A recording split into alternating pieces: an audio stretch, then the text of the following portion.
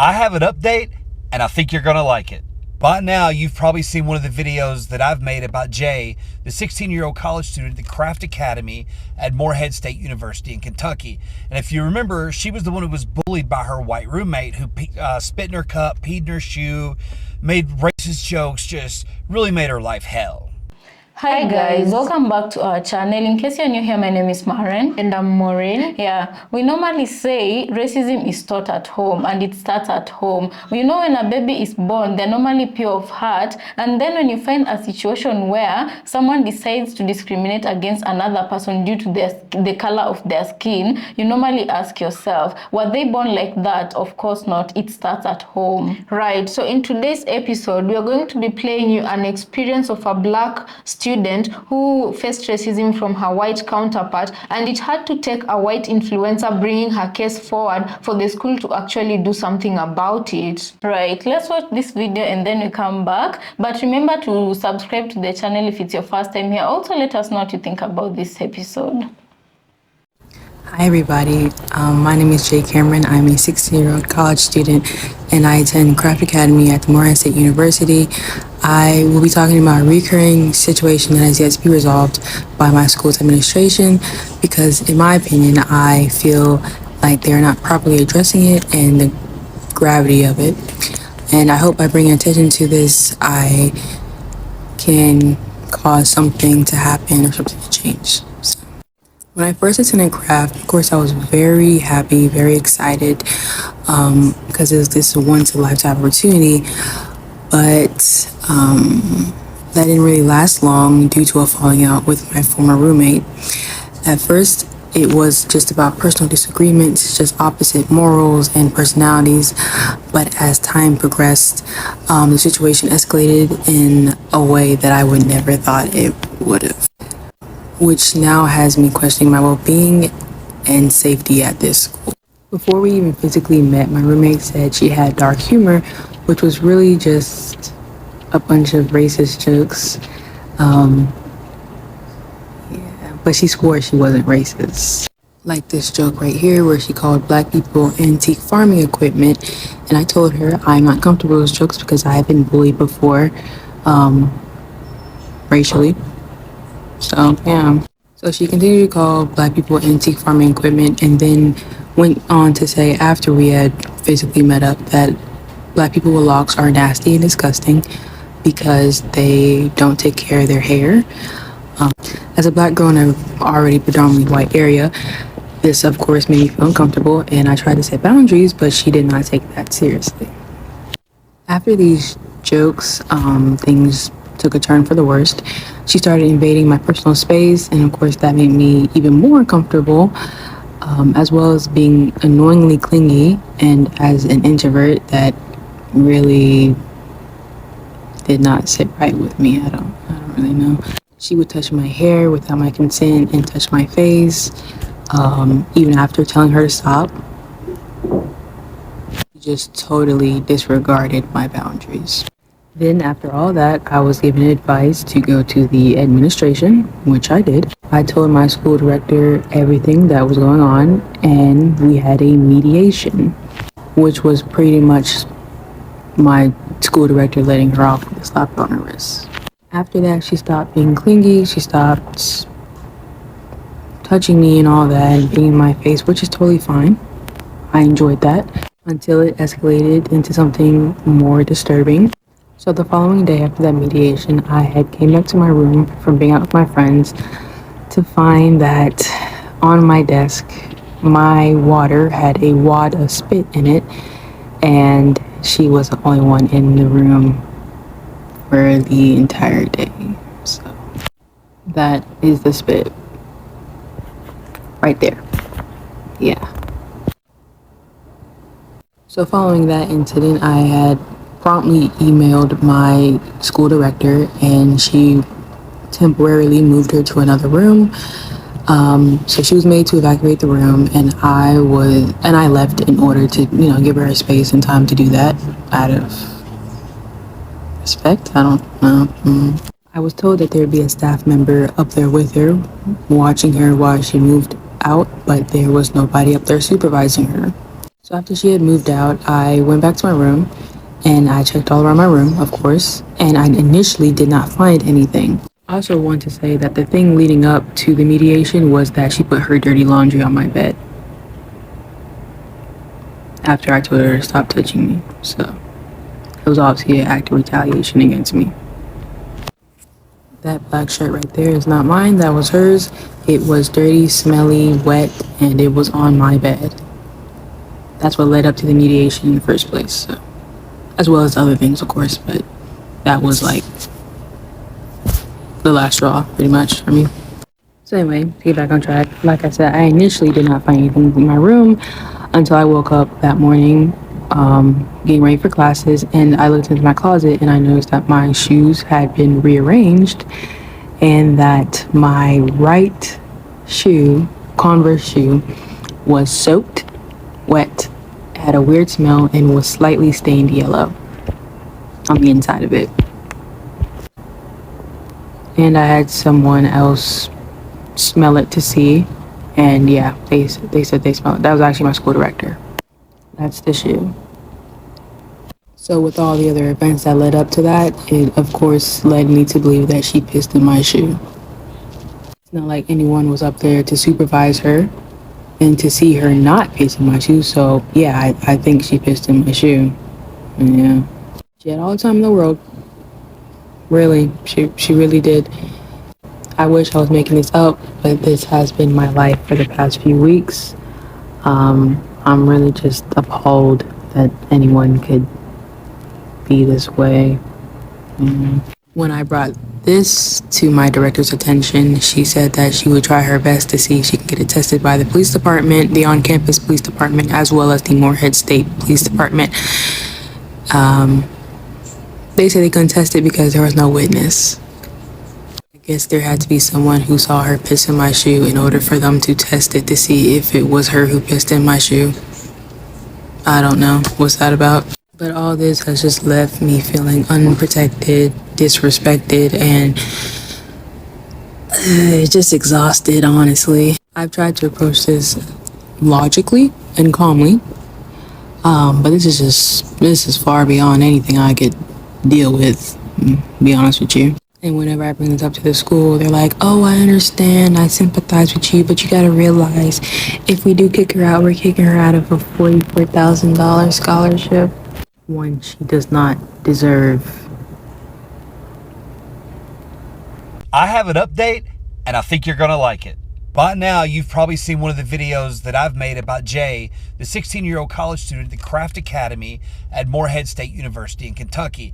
And if you remember, she was the one who was bullied by her white roommate who spit in her cup, peed in her shoe, made racist jokes, just really made her life hell.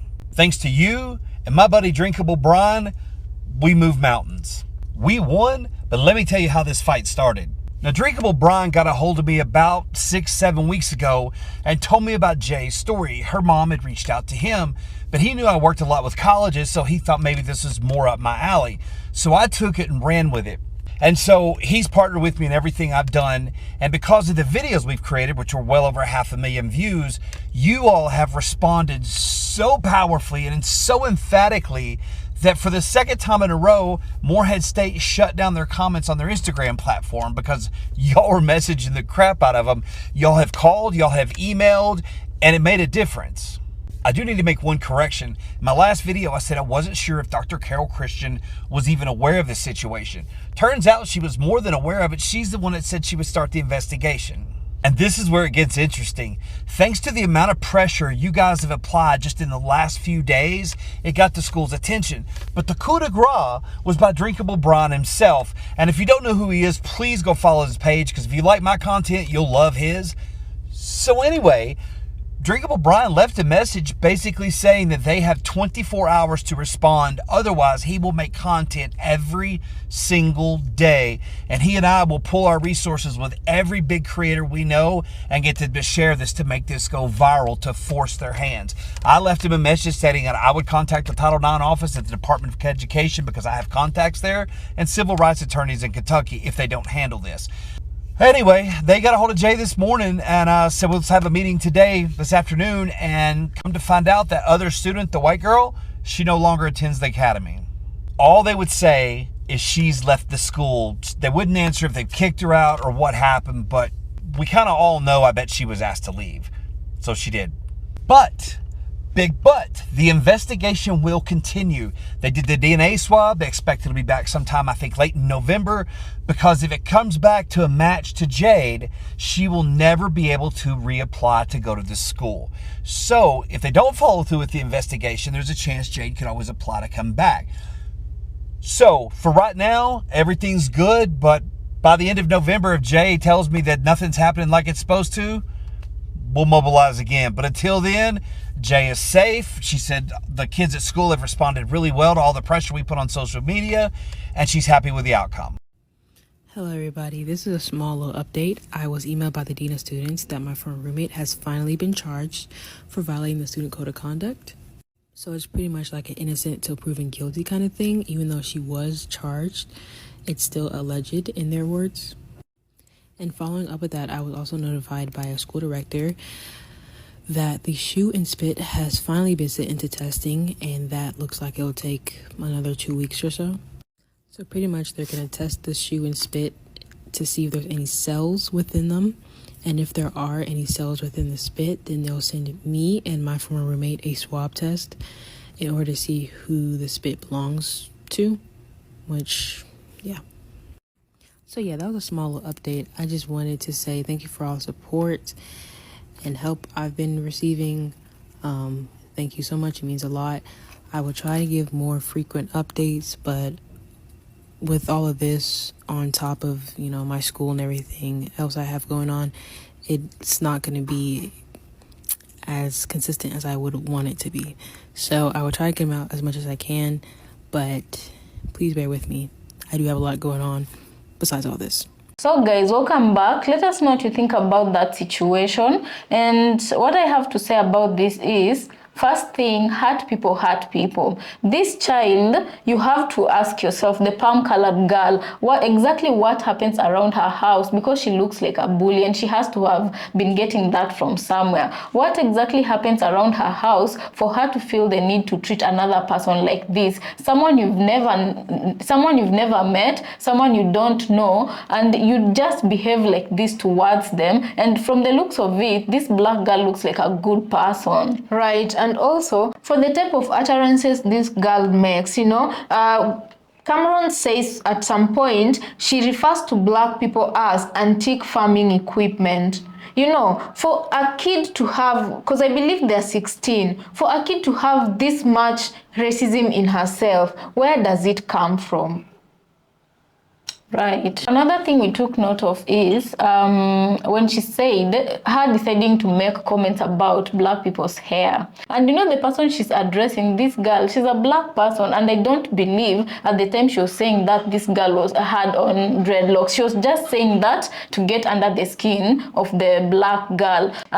And right now, I think it's been a long time coming for all of us to realize that when someone comes at you with the intention of hurting you and then phrases that the thing they say to you as a joke, I think it's time for us, all of us, to realize that some things are not jokes. That is exactly what a person means to do to you, and that is how they feel about you. Yeah, another thing we noticed was when she was giving accounts about how this palm-colored girl was, the measures she took to invade her personal space. And I'm like, even I don't like people touching my face. I also don't like people touching my hair. So can you imagine in what world does someone feel like it's okay? Even if you didn't know, she voices her discomfort and she refuses for you to continue touching your hair, but yet you still choose to do so. So it's the entitlement she feels she has to move with, and how she goes out of her way to make sure that this other girl feels uncomfortable in her skin, in the state of her body, in the color that she is, in her own room, personal space that she's supposed to be feeling comfortable in. Right. And then when she says that the final straw that broke the camel's back and it sent them to the director's office for a mediation was when the palm-colored student placed her dirty and wet stuff on her, on her bed. And then my question is, Why did this school wait for another white influencer to come and talk about this situation for them to actually lift a finger to do something? For me, it came off like the school was kind of trying to protect the palm-colored student while downplaying whatever emotional torture the black student was going through. They were kind of not invalidating the feelings she was having, because you know, every time situations like this happen, yeah, I usually try to ask myself, what if things were turned around and it was a black person doing whatever they usually do to a white person? What if it was this black student who had spat on the white student's food or water or whatever, and then went on ahead to urinate on her clothes or even her shoes, the way this one, she urinated on this one's shoes. Yeah, and then guys, if I can take you back a little bit, it's like the palm-colored girl made sure that her black roommate noticed everything she did against her, because even when you spit in somebody's, I know all of you saw that picture. That was the kind of spit that she wanted to make sure that this girl knew exactly what had happened and who had done it, because it's just the two of them in that room. So personally, I feel like justice was a little bit delayed, because she said even if action has been taken against her, the fact that they're still using allegedly still means they don't take this black lady's plight seriously. And then also, when she spat on that cup, you know, I feel like she wanted to make this black girl feel very uncomfortable and unsafe, because you know, when you find yourself in that situation as the victim, you start asking yourself, what are the other things that she does that I have not noticed? Right. Someone like that can even put poison in your food, because it's like with every action she takes every day, she's pushing that limit of how far can she go and get away with it. And that is what was happening in this in her situation. And then as a parent, you wonder, why is it that you're paying good money for a good school for your child to perform well in school, yet they're underperforming? And this girl has mentioned, she had mentioned it to the school administration, they weren't exactly doing anything. So you wonder, what is it that is going on with your child that they're not performing yet they're in a good school? And behold, it's the roommate that is torturing her psychologically. So, guys, just let us know what you think about this episode, and also consider subscribing if you're new to our channel, and we'll see you on our next episode.